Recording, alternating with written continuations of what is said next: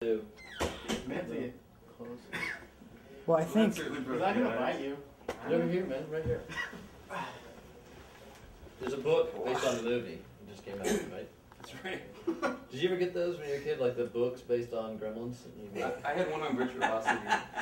And Virtuosity? I was just talking about the movie 10 minutes ago. You was. Denzel Washington's best work. Yeah, I came out on my birthday when I was 11. I thought that was pretty awesome. So you got the, what other books, movies did I have? I had War Judge Games. Dredd.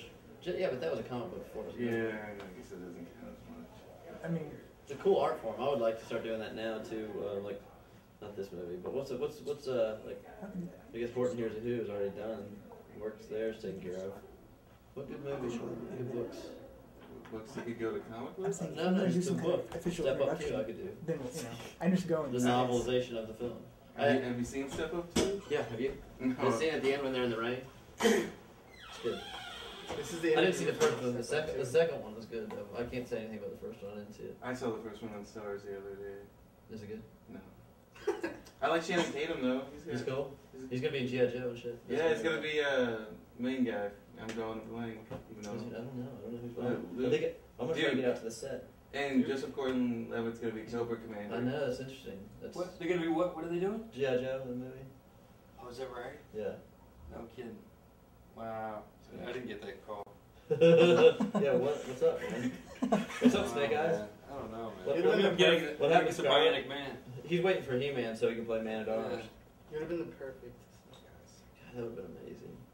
He would have been a better gun-ho, A better what? That's gun-ho, hilarious. you know, or I don't know. There's a lot of good ones, but Alright, I guess we should talk about the film for at least a little bit before we get back to Death before we get back to comic books and G.I. Joe. When did you originally shoot the film? 2 years ago, right now. 2 years ago. Fuck. Really? And so it premiered at Sundance In last 07. year, 07.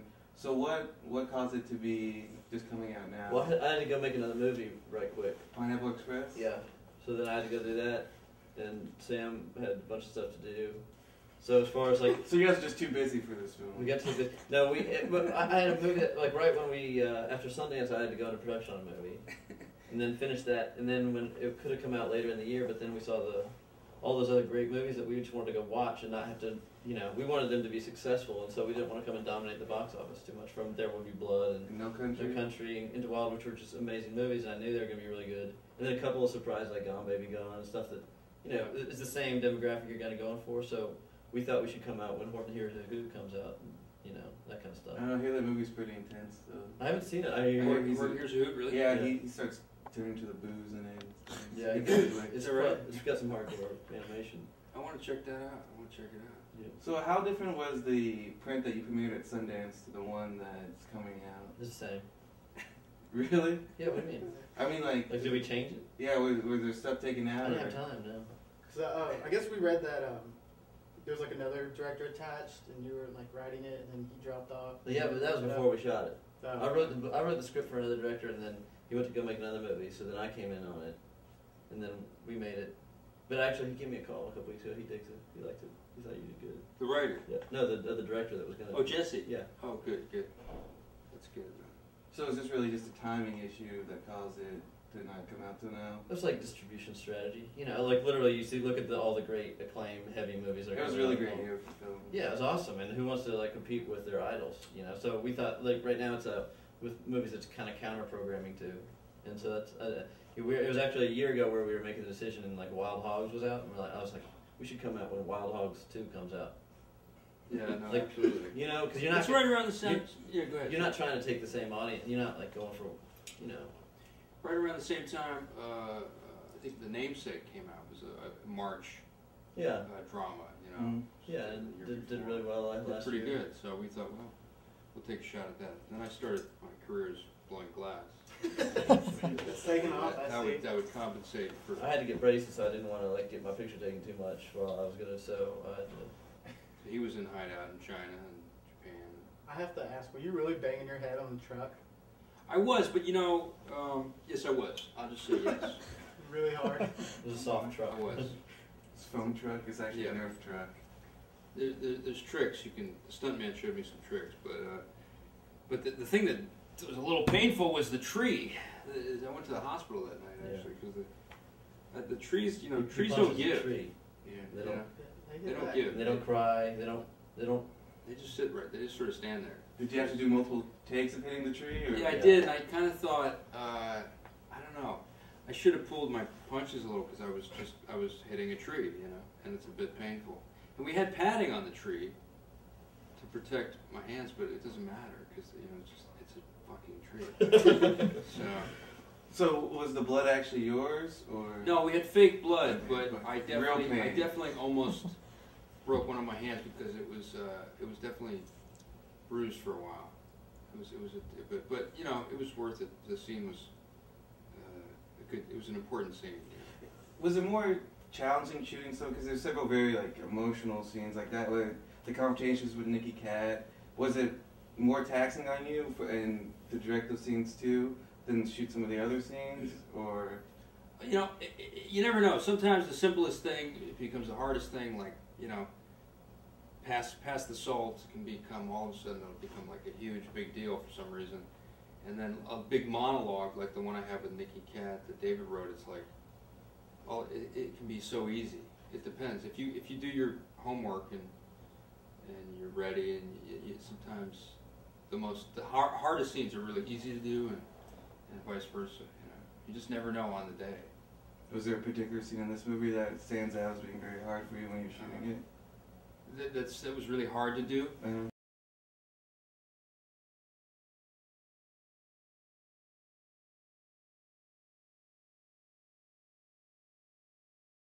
Well, the last scene, the suicide scene, only because everybody was not really in the same head frame. It was the last day of shooting, so everybody was like really chipper. But David and I sort of knew we had to do this heavy scene, but everybody else was like, hey, let's go get a beer when we wrap, and I was like, no, we still got, this is important, we gotta finish this, So, but thank God, David, we did like 6 or 7 takes of it. But there's always something that just surprises you on the day. You're just not prepared for it, and you just got to go with it. Like the dog. What about the dog? The dog was supposed to lick me, and we put sardine oil on my ear and peanut butter, and it wouldn't lick me. It was afraid of me because it knew that I was in an emotional state, so it was afraid, and understandably. And so we had to sort of go with that, improvise with that energy. So you never know, And like I remember David said, we did the scene with Nicky Cat. I always envisioned that I'd be kind of talking I'd be really close to him and talk really quiet, remember? And you said, no, I want you guys to be far apart. And I was really resistant to that at first. But as we did it, I realized it was a good choice to have some space between us. And we justified it because he had a baseball bat and everything, but like, sometimes you gotta sort of readjust how you thought about it in your mind, and it's a good thing because it makes you think about the scene in a different way, because you can be over prepared sometimes. I wanted to ask you about Amy Sedaris, who's mostly done comedies. Strangers with Candy. She's had that movie come out not too long ago. How did she get involved? Was it your idea to put her in the film? Or? It was actually, we were kind of brainstorming, my casting director and producers and I were brainstorming Carrie. Yeah, Carrie Barden. Yeah. Kind of just trying to figure out what the non-obvious direction for all the casting was going to be. And we'd auditioned a lot of people for that role. She was probably like the last piece of the puzzle. And it was his idea to kind of look at people that were funny, like comedians. Somebody that, because on the page it was a pretty small role, but a very important role that I wanted to have substance. So I liked the idea of the baggage that she brought, the preconceptions people had of her, someone that could, in her first couple scenes, be kind of goofy and loose and lighthearted, and then slowly start to show sides of ourselves that the audiences hadn't seen before. Yeah, casting her and Nicky Cat was sort of a stroke of genius to have those two. Yeah, they were pretty fun together, and they also bring humor to the movie. There's a lot of improvisation. They go to unexpected places. They make you smile every time they're on film, so that helps get through some of the tougher situations. And then, because you even added the scene where they're together, there wasn't supposed to be a scene with the two of them in the same scene. When they're doing laundry? Or? Yeah. You added that later on. Yeah, I was going to ask you when you brought up the improvising? Like, was that, because Well, that's a real funny scene where it's like, I don't even own a credit card. Yeah. Well, they have two great improvisational actors like that, and not have them together. Yeah, it was just, we were like, what are we doing by not having a scene with them Yeah, together? it'd be a shame not to get those two together. Yeah. Yeah, so I mean, it's just like one shot. It was in the basement of a house we were filming in anyway. We just kind of set it up and let it roll for a long time, and they just kind of riffed several different scenarios. Put him in a karate gi, and Yeah, I like that, him and the karate thing, and then he kind of tried to use that when he was, yeah, when Sam some was kung trying to get fu. in the house. But you gave him a yellow belt, I like that too. A grown man with a yellow belt. He just started class. I know, but He's a ready male to use nerd. it. He's ready to use it. So, how did Sam...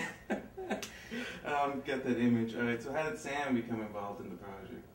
I was attached to it a long time ago when David was just the writer on the film, and the original director dropped out, and then David signed on, and so David and I met. We both agreed on the tone, you know, and thought it was a good thing. We got really excited about it, and that was it. And then we started trying to find the girl, and everything took off from there. And he started auditioning people for the kids and stuff. Right? I mean, that's pretty much how it came together.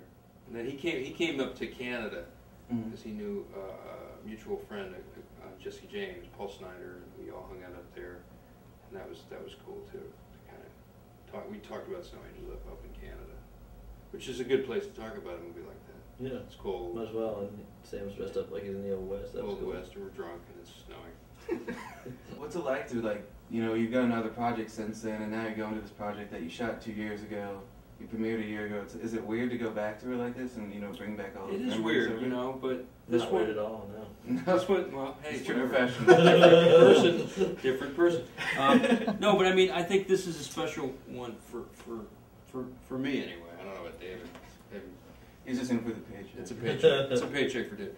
No, but I think we. I like that. You know, like you. I mean, honestly, I have more of a perspective to have conversations like this rather than if I just finished it and was in the heat of, you know, the emotion of it. Right now, I've got a distance and I can watch it with a pretty open mind and yeah, and I'm very fond of the movie, so I'm very passionate about it and talking about it. You know, getting the actors out on the trail to spread the word is an exciting thing, and it's certainly part of the obligation and the responsibility of the project. But when you've got a movie that you really believe in and you think that audiences are going to fall for, then you go for it.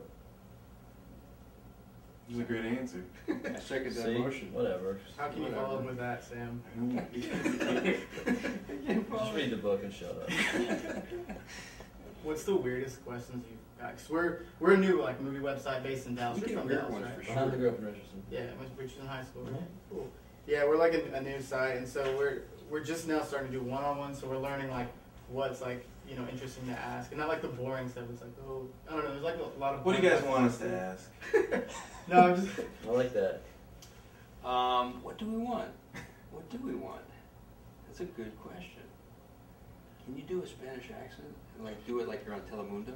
Me? That's Actually, what we want. we do video reviews of movies we've seen, and for the orphanage, I spoke Spanish, but I never took a Spanish class in my life, so I speak it like an American getting the text, so no, I can't. Who's Answer the your question. woman butchered on it. Telemundo? Maria. You know the one. You ever done those junkets with her? And she's like this. She's really, intense. I don't know her. You know what I'm talking about? Okay. I haven't had the privilege. I did get asked an interesting question one time by a guy. I was in Boston. A guy said, "Will you? If I ask you a question, will you dance your answer?" That's pretty good. And I was actually, it had been a long time. I was like, God. I mean, That's if I had the headspace to do it, I was like, you know what, I won't, because he had a video camera. I was like, I'm not gonna. That's something dance it. you would do But- normally. Well, so what I did is I was like, I hate to dismiss this moment. So what I'm going to do is turn the camera on you, and we'll watch you dance for a few minutes, just so that you don't feel like I'm neglecting this actually potentially insightful question. I mean, I'm not a dancer. B, I don't have the energy, and I would be faking something for the novelty of it, rather than do that. Did he dance? He who was fresh, so I videotaped him dancing for like 4 minutes. That was pretty cool. So if you guys, I'm not much of a dancer, I gotta be. Yeah, I kind of gave that out. All right, well, I'm done then. Whose idea was to put Explosions in the Sky on the soundtrack? have a really big following. in It was, Dallas. you know what? I worked with them several years ago. I did a movie called All the Real Girls, and they done it, and this was before they got big and famous. And there was a great band out of Austin that they sent me their CD, and I was like, "Oh, this is awesome! Let's license this track and put it in the movie." And so we did. And then when this came up, I worked with two composers on this, both from Dallas, David Wingo and Jeff McElwain, and we were trying to figure out what the right tone for that last sequence would be, and we kept talking about, well, you know, it should be like kind of an explosions in the sky kind of building moment, and then we're like, wait a minute, we know those guys, why don't we just ask them to do it and not rip them off? Yeah. We gave it a shot. It'll be fun. I'm going to see them at All Tomorrow's Parties in England in May. That'll be a lot of fun. You know, the big music festival, and David Wingo's band, Ola Padrita, is playing up there. So it'll be, you know, it's cool when you take steps, you work with people, you find out who you enjoy, who you trust, who's going to take you in a cool direction, and then everybody goes off and does their own thing, make their own names, and then get back together and have a good time again. So I enjoy a lot of the relationships I've established over these handful of flicks. Kodak Mart. It's magical. I'm about to cry. No, I was 7. You know when somebody's going to use the M word, I like their music is use them as a soundtrack at some point. You know the M word? You guys know those guys? M Ward? M word. Yeah. Not M Ward. Or M word. Is it Am I trying to say M Ward. Yeah, the guy that Yeah, did M. that. Ward. I said M He word. did that album with Probably Zoe. With Zoe, yeah, she and him. He just did an album with her. Oh, he did? Yeah. So he did Chanel? Yeah. Oh, they did, really? It's awesome. You gotta hear it. Oh, wow. Yeah, Yeah, it we- just got released too. Yeah. It's all. Yeah, I'd love yeah, to hear it's- him score a film, you know. Like, He did actually. He did? What was The it? Go-Getter with Zoe. That's how they met. Oh, that's how they met. Okay. I haven't seen that. I Oh, didn't see that. That's pretty good. But What else Carry is going on, on? sir. How'd you guys get it? How'd you start your website? We like Other than movies. technology. Yeah, well, that's technology right there. That's our web designer. Uh-oh. We make him We do. just- You make him do kind of like the groovy stuff, like film and things. Because He doesn't talk either. yeah, So he'll just just. Cool. don't Kinda acknowledge tell- him. Yeah, just mind your own business over there. No, Take we care of the camera. We like movies and we're just, you know, we like good music and stuff, so we just thought we could try it in Dallas. We've seen a lot of movie websites and a lot of it's kind of boring. So Yeah, there are we're some gonna- boring ones. We're gonna try to bring some kind of. Some razzmatazz. Right. Slap Yeah, it. Y'all should definitely go to and spread the Go word. check it out. Don't go Alright. today though. Yeah, It's we're doing an never- April Fool's joke right now. So. Yeah, definitely. Is that should. right? It says like geocities.com or something on it. It's like a mid-90s website, like awesome. Nice. That's Sweet cool. backgrounds and stuff, yeah. That's perfect. Do you guys? Do you know? Have you seen Great World of Sound? Yeah, Do you know about it? It's a great movie. Do you know Homestar Runner? The website. Yes. Those are our buddies that, out of Atlanta. Do you know? So they did this website for this movie. Produced it. Craig Zobel directed, a buddy of ours. It's on DVD. You should check it out. It's good. But they did a website for the movie. You gotta see GreatWorldSound.com because they did an Oh, yeah. early '90s kind of fake out website for the movie. Yeah, I saw that in Vice magazine. Yeah. Okay, I didn't know that was. Those out. dudes are really funny, man. They have just like a brilliant technical insight and sense of humor. Right on. I wish we had somebody like that on our website. Yeah, one of these days. God bless us for trying. Now that you've had time, like the time away from the movie, is there one thought or memory that always comes to your mind when you guys think about Snow Angels? When like, Yeah, I do have that moment. Do you? Well, go ahead. What's your moment? It's about the production of it. I remember the scene with Sam and Nicky Cat outside the house at night, Ah, and it's, you know, kind of. It was a pretty powerful thing to watch Mhm. on set. Feeling like not only beyond having written things and feeling satisfied with the performances, like it was a pretty amazing thing to watch.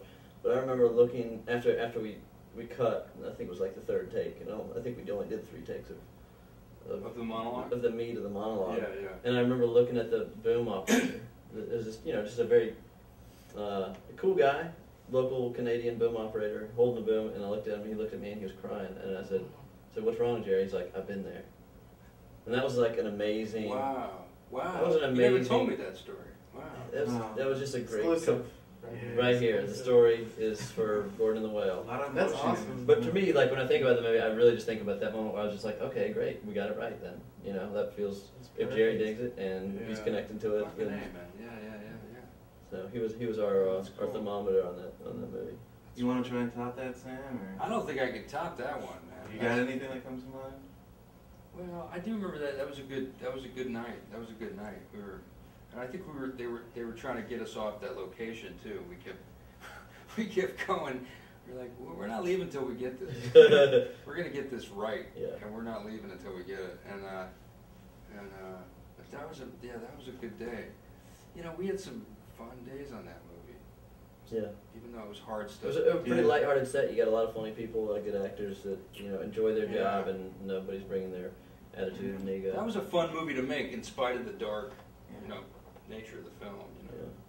Cracking jokes and then going to.